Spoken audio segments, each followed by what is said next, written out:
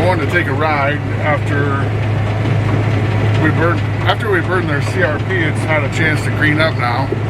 We haven't posted in a while, but hopefully we get back on track here. I was a little worried about the weed pressure that might come back after we do this prescribed burn that we're required to do mid-contract for our CRP. And it looks like I've got quite a few patches of thistles coming up, so let's go take a look.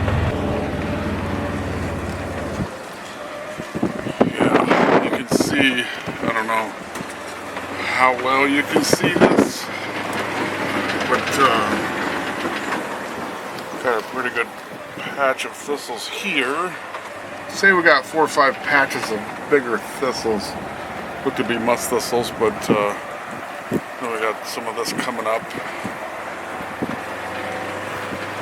And you can see right here, pretty big patch there, pretty big patch there.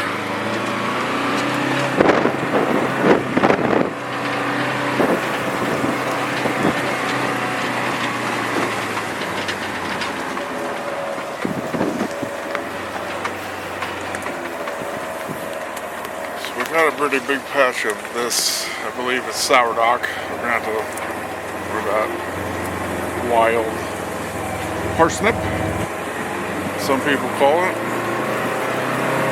And I got a pretty big patch of thistles here coming. This is a pretty big patch. It's not as thick, but I was afraid this was gonna happen if we burn this off.